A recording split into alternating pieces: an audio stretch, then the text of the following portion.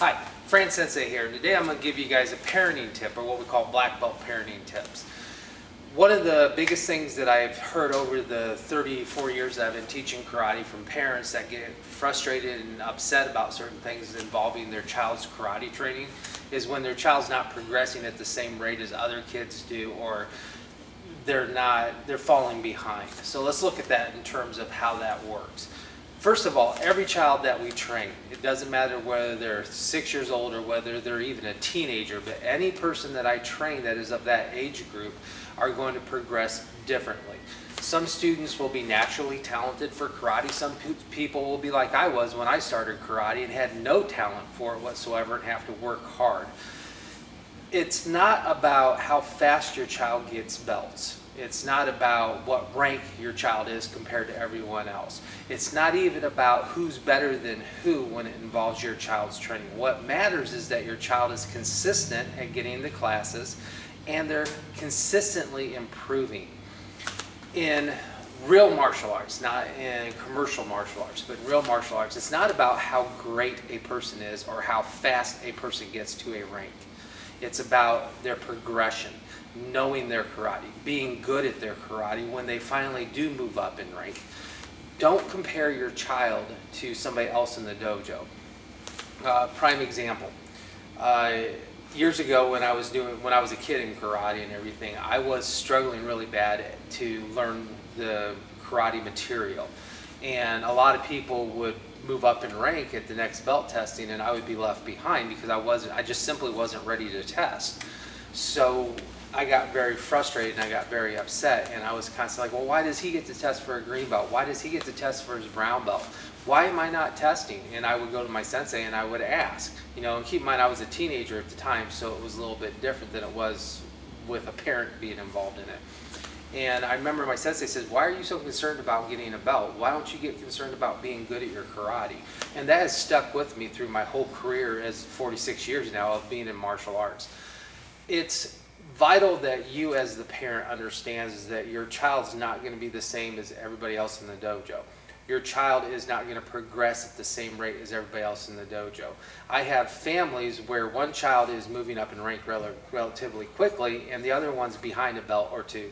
That's perfectly fine. It's acceptable. Don't push the rank issue. Push know your karate on your child.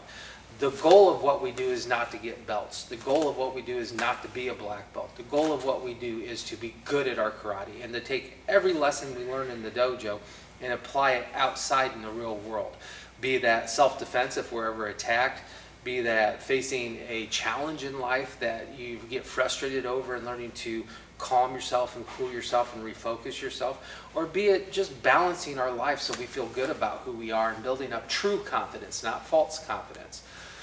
False confidence is basically somebody telling you that you're great at something when you're not. And I know there's a lot of schools out there that do that these days, but we're not one of them. We don't degrade our students, but we hold them accountable to make them better. So there's a difference between the two.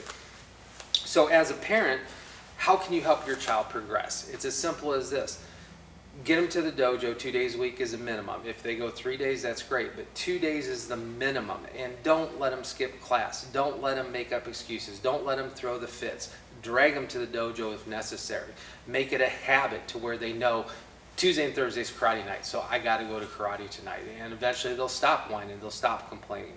Second thing, don't compare them to anyone else in the dojo. Don't say, well, why can't you be as good as little Johnny over there in the corner? That's very degrading, because maybe your child is working hard and they're doing their best, but they're just not naturally talented like little Johnny is. Instead of doing it that way, say to your child, hey, you did really good today. We got to improve this. Let's work on it. Okay? Did you hear what Sensei said? Listen to what Sensei says and work on it.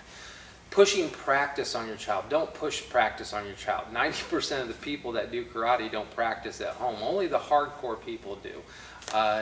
It's the consistency of getting them to the dojo. And eventually if they find out that they want to be really good at something, or they're starting to understand that they got to work a little bit harder, they'll start doing it on their own. If you force practice down their throat outside the dojo, they're going to become resentful towards practicing inside the dojo. So don't force it down their throat. Get them to the dojo. That's what the dojo is for.